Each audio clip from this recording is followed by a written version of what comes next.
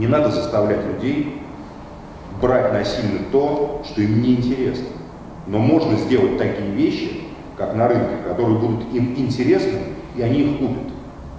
Я считаю, что в журналистской профессии то, что нельзя продать, то не журналистика. Журналистика – это все-таки товар, который производится и продается, выставляется на рынок. Это принципиальная позиция. Многие религиозные издания терпели неудачу, потому что они уходили от социальной и политической проблематики, на мой взгляд.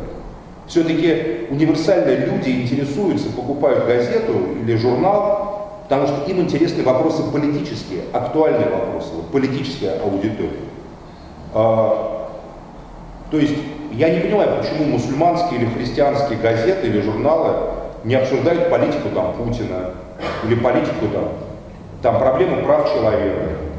Это что, не исламская проблематика, права человека? Да еще как. Вот мы создали кавказскую политику, сайт Кавполит.ком. У нас правозащита занимает 40%. Нас очень активно читает исламская аудитория, естественно.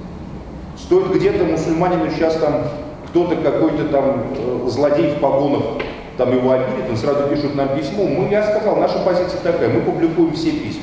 А дальше пусть прокуратура разбирается. Правду, неправду человек написал. Так, не так. Но мы как СМИ, лицензированные государственные СМИ, обязаны заявить, дать человеку возможность высказаться о том, что он считает, что в отношении его совершено преступление, нарушено его право. Правильно? Дальше, согласно закону о средствах массовой информации, публикации в средствах массовой информации заявления о нарушении прав должно быть, по идее, основанием автоматическим для заведения прокуратуры уголовного дела по факту нарушения прав. Дальше прокуратура разбирается. Человек обманул, выдумал, оклеветал органы. Нет, знаете, человек правду написал. На самом деле его били там, ручкой в глаз ткнули, как тут вчера нам прислали письмо, там, пытали. Всякое бывает. Вот это исламская проблематика права человека? Конечно, исламская проблематика. Дальше. Проблема платков. Носить, не носить. Светское образование, не светское образование. Светская религиозная одежда в школе может, не может быть. Исламская проблема.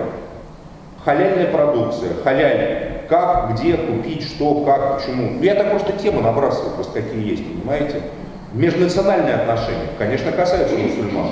Не только отношения с русскими. А отношения татар с чеченцами, отношения дагестанцев там как, там не знаю, с татарами, отношения татар таких-то, татар Мещара и татар казанских, башкир и татар. Это все исламская проблематика, отношения между мусульманами, правда ведь? Где-то отношения хорошие, альхамдулилля, где-то отношения бывают осложнены разными проблемами, нюансами. Проблемы истории. Казань взяли, не взяли, кто взял, почему, Иван Грозный взял, русские несут ответственность за взятие Казани, Максим Шевченко, или не несет. Максим Шевченко, я считаю, что я не несу никакой ответственности за страдания татар 17 века, 16, честно вам скажу. Но мне говорят, несу.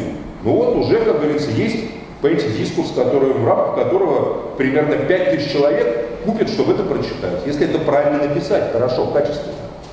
Вот я уже сейчас набросал примерно редакционную повестку и исламского, татарского средства массовой информации, которую можно было сделать. Итак, оно должно быть актуально политическим, оно должно быть актуально социальным, оно должно быть профессионально, не каким-то специальным языком таким написано.